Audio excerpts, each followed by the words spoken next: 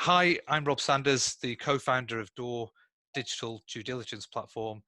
Welcome to our third virtual panel with client firms where we're exploring the future post-pandemic environment and the relationship between asset managers and their clients and how that might evolve. To offer some expert insights, I'm joined by CMOs from three of the industry's largest global brands. Anne-Marie McConnon, Global Chief Marketing Officer for Investment Management and Wealth Management at BNY Mellon. Jaya Kumar, Global Chief Marketing Officer at Capital Group and American Funds. And last but certainly not least, Chuck Burke, Managing Director and Head of Global Marketing at Morgan Stanley Investment Management. Welcome, Anne-Marie, Jaya, and Chuck. If I could come to you first, Chuck, at times of uncertainty, asset managers' past strategies have been to put marketing budgets under some scrutiny. With this in mind, where are you investing right now, and perhaps where are you cutting back? Sure. I think, thankfully, the experience from our perspective and from my perspective has been kind of quite the opposite of what we've seen in a lot of, downturns in the past. In this environment where we all went overnight from being able to meet with clients and attending in person, whether they be our own or third party events. We obviously have had to figure out ways to connect with clients in meaningful other ways. And for us, a big part of that has been certainly going from 0 to 60 on our own virtual events and third party virtual events basically overnight. And seeing that be very productive with clients, trying out new platforms that we hadn't used historically. I think we're all in there's no best solutions at this point, but I think it's forced us to, in a good way, experiment very quickly and try new and innovative approaches. And so, we've obviously had a huge savings because of the fact that we're not doing a lot of the traditional, I'll call it shoe leather marketing activities. But on the other hand, we've really upped a lot of these virtual activities and virtual marketing at the same time. So we have not had a big pressure on the budgets. And in fact, I think, we're doing a lot of new innovative stuff that we weren't doing before. It's great to hear. And Anne-Marie, do you see the same things? And are you finding efficiencies, and how do you do those without compromising your client experience? Yeah, no, I think, the obvious places that I think cuts have taken place in the marketing budget has been pretty much on all of the face-to-face events. It's fairly obvious. I think one of the first things that I guess that you would try to do in that environment is potentially digitize everything and trying to move to virtual events. But we know that that's a very overcrowded space. Everyone's trying to do the same thing. And so, a little bit like Chuck, we haven't had any cuts to the marketing budget. In fact, we've been reinvesting in other areas. So we're seeing changes in the type of media that we're investing in. So doing less sort of outdoor advertising, more online, great demand for content. And one of the first things that we did is we really spent a lot of time trying to react to what clients actually wanted rather than putting more noise out there into the market. And so what we were hearing from them is they wanted, answers to their specific questions, data, how they wanted it as quickly as possible, and not really adding to that macro noise. And so what we've tried to do is make sure that when we're communicating with clients, we're trying to provide not just information that really answers their questions, but also specifically helps them to support their clients. So yeah, no further cuts right now, but we are further investing in areas like marketing, MarTech and infrastructure, and really investing in workflow, making sure that from a planning and budgeting perspective, we're able to pivot as quickly as possible, and making sure that our sales enablement is absolutely up to speed so that we can really have full visibility across the data and see exactly what's happening, what's working, how clients are engaging with information, and whether or not we're pulling back and being able to react much more quickly. So I guess initially it was very much reaction. Second phase, as we started to rebound and rethink about how we were going to engage with clients going forward, it was very much making sure that we had the right infrastructure in place to be able to move as quickly as possible. And I think that's going to become even more critical as we move into sort of the latter half of the year, making sure that we continue to do that.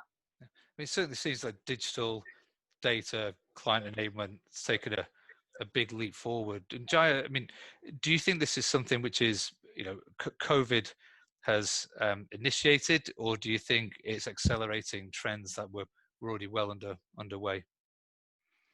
I mean, at least from Capital Group's perspective, by the way, I agree with both what Chuck and Anne-Marie said on the budget has actually gone far further into innovation, to be honest. I think the biggest lesson, Rob, for us has been because we're a private company, we had kept, we have a 5-year secular strategic investments we made in marketing and technology. And in a way, we were a bit lucky because we did that 4 years ago. We started about 4 years ago, and now it was just perfectly timed in some ways. So we could now run a video shoot capability remotely. We've run, I think, 15 digital events. We had over 40,000 clients through that period. So in some ways, I feel like it is actually allowing us to create a robust Petri dish where you can actually run these experiments at scale. Previously, and I think that's what's accelerated. If imagine the entire field force for us went overnight to virtual, correct? And if I just think it retrospectively, if COVID was not there, we might have taken a year and a half to 2 to get it piloted. And so I think things have gone at enormous velocity, which actually advantages, I think, those who have invested in these capabilities. So that's my response to that. And Anne-Marie, you've mentioned online events, you've mentioned traditional events. I mean, if I could come to events where, COVID had an immediate impact. Most industry events have either been cancelled, postponed, it's uncertain. And do you see these coming back anytime soon, Anne-Marie? Yeah, I think as an industry, we were very heavily reliant on events. I think it was probably out of all of the marketing mix, one of the things that as asset managers, typically we've relied on quite a lot. So, I've been saying as part of this, if I'd gone to the sales teams and the client facing teams and said, we're going to reduce your events budget by sort of 70-80%, I think there would have been, some challenging views there, I think. So, do I think it's going to come back to, the heavy heights that we saw before? In short, no, I don't. I think what we're going to see is a real readdressing, a much more balanced approach in the marketing mix. And that's because I just think, ultimately, if you look at the research out there that looks at consumer behaviors, either in our sector or out of it, the type of demands that are coming through around digital consumer buyer behavior is changing completely. And I think the longer this goes on, the more those behaviors become ingrained. And as a result, then we start to consume information in a different way. And it becomes the norm. So yes, we will do events again, but I just think what you'll see is much more of a balance between the face-to-face as well as the virtual, sort of living in unison a bit more than what we've seen in the past. Yeah, and events, in my past experience as an asset management marketer, we're great places for sales teams to be able to prospect, right? Meet new clients, introduce new products, investment strategies to the marketplace, and so on. And Chuck, how are you thinking about replacing some of that? Because there's now a big gap in where your sales teams were going out to introduce themselves to new prospects. How do you think about that now, and how are you thinking about supporting that going forward? Sure. We've been experimenting with a lot of what I'll call smaller events. So not not a big 300 person online. We've done some of those, but big 300 person online webinar type thing. But more so because the virtual environment allows you to be much more efficient with like a portfolio manager's time, and obviously I think from the client side as well, we've been able to, whereas somebody historically would travel, 4 days to go to one, big meeting in wherever, now we can get a portfolio manager to spend, 3 hours of his time, on a Zoom with, institutional clients, 10 of them on a Zoom call on a given topic. And it's efficient for them. I think it's worked well with the clients. It's interactive. And so, we're seeing a lot of, I'd say we're looking at more sort of doing more smaller, more intimate roundtable discussion type events, as opposed to like the big, conference type thing, or trying to replicate, an all-day conference that would have been in person all day and creating an all-day virtual conference. Because the idea, I know some people are doing it, but the idea of trying to get somebody to sit at their computer for 8 hours is probably pretty difficult. And so I'd say we're doing more stuff than we were historically, but sort of smaller, more intimate, because we can do it more efficiently, making use of everybody's time. And obviously, Yeah. sorry. No, I was just going to add that I think one of the things that we're really seeing is a change in the need for sort of B2B to C. So, you know, actually when getting the content right is even more important, whereas before maybe you would have had joint events, people were turning up, you know, there's a networking element that's much harder to replicate, obviously, in a virtual world. But we've just launched some training on ESG for advisors. And the demand, I can honestly tell you, was higher than I've ever seen for any face-to-face event. So there's this kind of real need, I think, for practice management, kind of getting it right, but also being able to, as I said, support the end client as well as the intermediary. Yeah, sure, that makes sense. And Jaya, when it comes to, you know, if the sales teams have lost kind of one element, what other things are you tooling them up with in terms of data, you know, digital toolkits? I know you mentioned you've been investing for some time, you know, 4 years ago to kind of prepare the way, and it's now coming to the forefront. What sort of things are you providing your sales teams and client-facing teams at Capital? I mean, I think it's the comments that Chuck made around events getting more smaller and intimate, and what Anne-Marie described in terms of how there is seeming to be a momentum and an unmet need, specifically around practice management and things like ESG, kind of intersected for us in our technology platform that we invested about 3 years ago. We completely put the entire field organization on an app platform. But essentially, let's say, Rob, that I'm meeting Anne-Marie, and Anne-Marie is a client.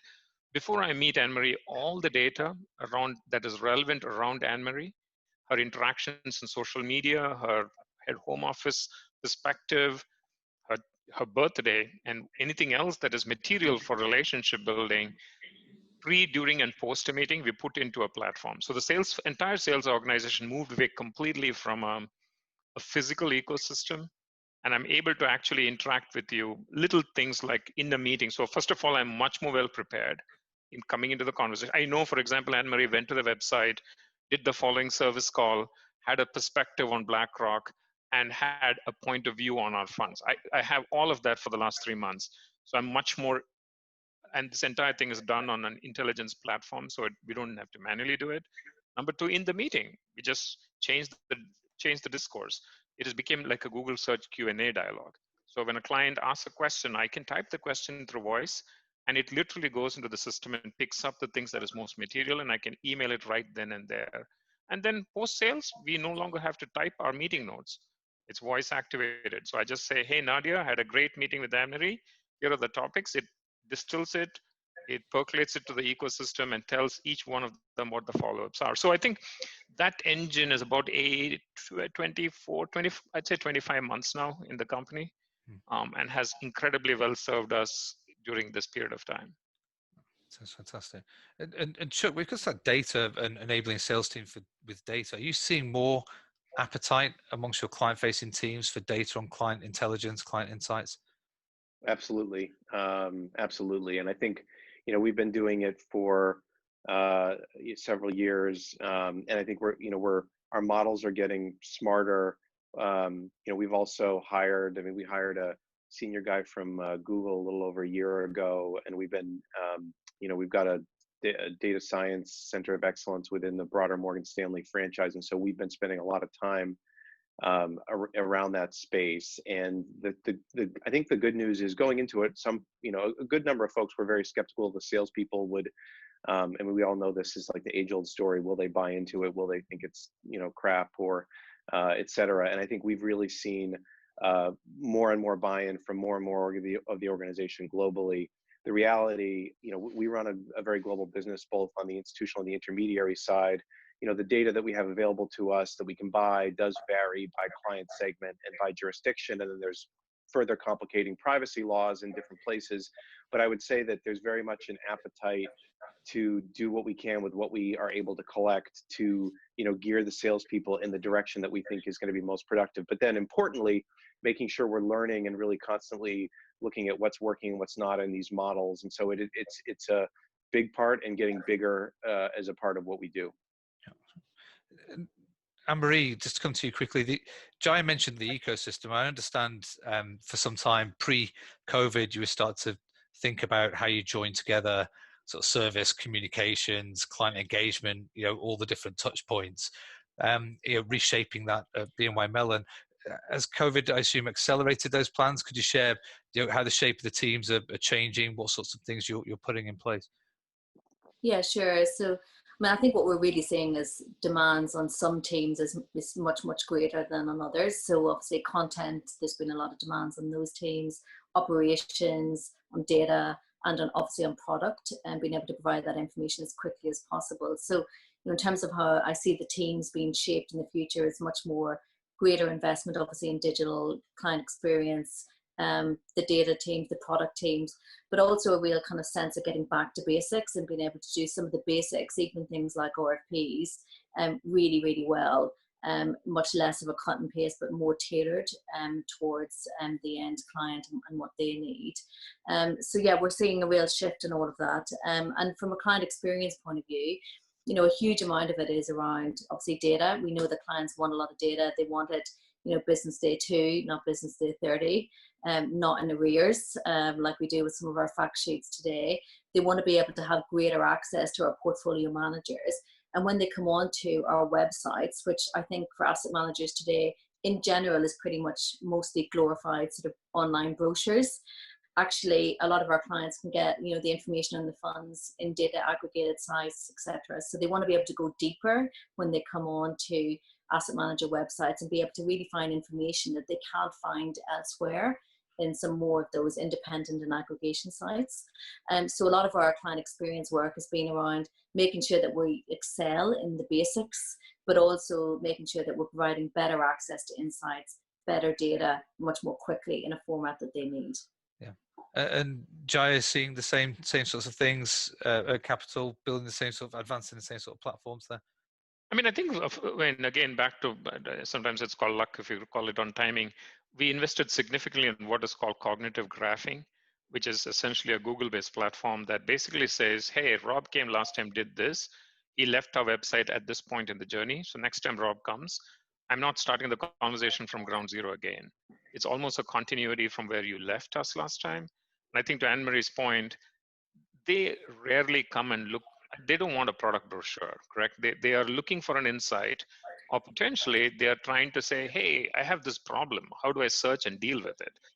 And moving our websites from what I would call a reflection of how we do work within the company to the way a client navigates to find a solution for a problem has been the largest area of spend and investment for us, right? Which basically means digital product management has become a core expertise.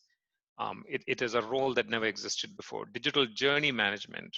So there is a series of new roles, for the sake of argument, in marketing that we have made significant investments on that allows us to accomplish a client-centric focus in how we deliver our outcomes. And Chuck, similar things happen at Morgan Stanley, building the ecosystem, joining the dots between systems, building coherent journeys from sort of one platform to another. Is that something you're already focused on? Absolutely. I mean, those are all huge areas of focus. And, I think what we generally find is the more personalized and relevant we can be to a client or a prospect, the better the outcome. I mean, we see that very clearly in how things perform as we change approaches. And so that, yeah, I mean, it's an ongoing journey for us, for sure. But the other thing, this personalization is a little bit overhyped, I think, in some ways. Sometimes I think the cost of personalization to the value it generates is one of the biggest lessons we learned, because sometimes clients say, just get me the basics. And I'm not looking for a highly curated and personalized experience. And the other one is, I'm coming from a particular firm that has certain products on my platform.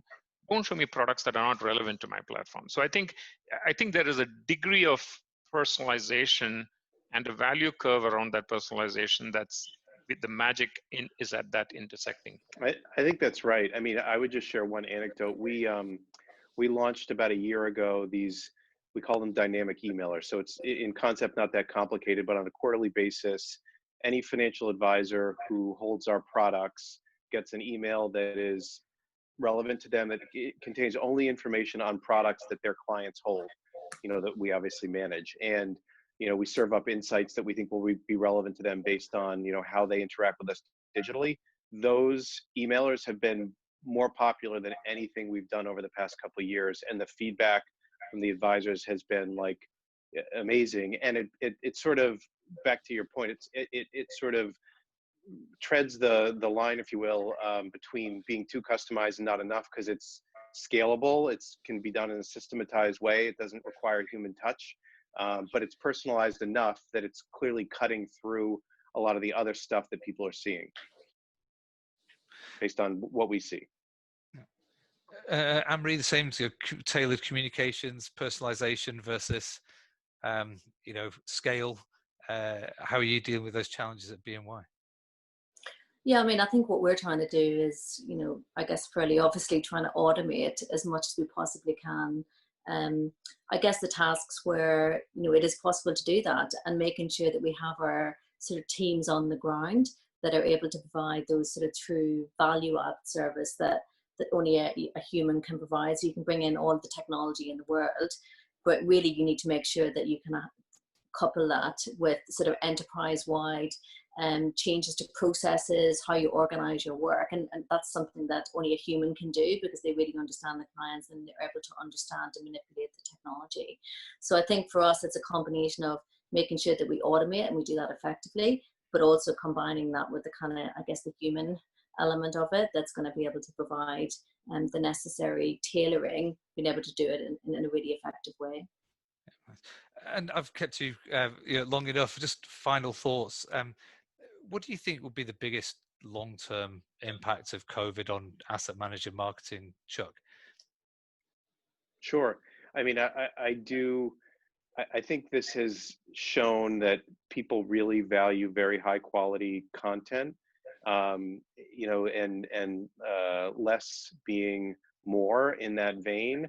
We saw people flooded with a lot of content throughout this process, and I think it's shown that there is real value in very high quality content, and maybe a little bit of the stuff, that the noise, if you will, that we've been producing from a content perspective, we can stop doing, because this has shown that very high quality content will perform. The other stuff is can be viewed as garbage a little bit. Anne-Marie, your thoughts, the greatest long-term impact of COVID on your marketing and structures? Yeah, I think it's absolutely going to accelerate, has accelerated the digital transformation, if you will. And I think that will only continue.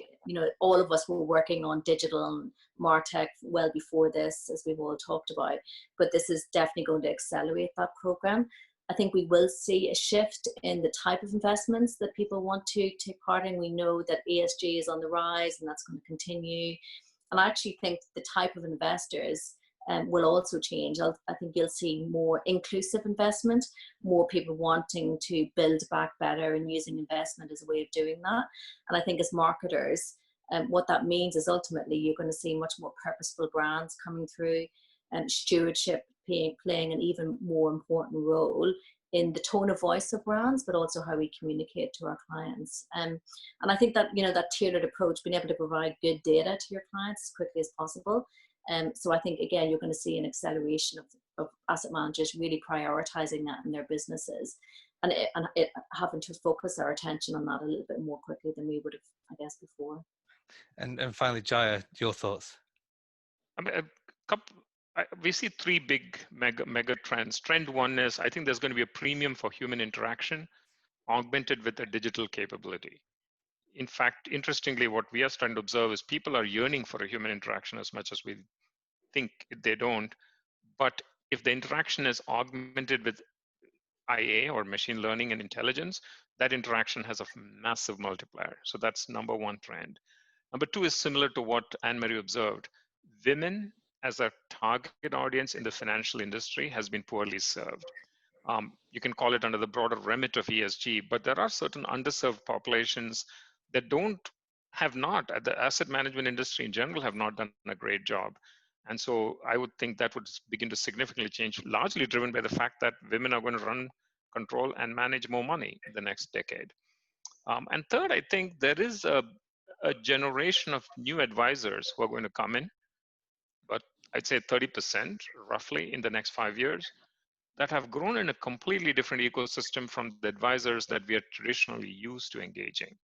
I think the way they consume data, the speed at which they do it, the velocity and the variability around it is very different from that of somebody who has been in the industry for 20 years client prospecting is becoming a bigger premium for that audience and stuff like that. So there is going to be an ethos of a new set of a generation of advisors that is going to be meaningfully different from the existing pool, and the needs and demands for that would change. So those are the three that we have observed that would have an impact post-COVID, to be honest. Thank you. So there we have it, digital first, data-enabled sales teams, changing target audiences, and it sounds like you guys have put the investment in to build tech platforms to serve the new environment. Anne-Marie, Jaya and Chuck, thank you very much for joining me today, and thanks very much for your thoughts.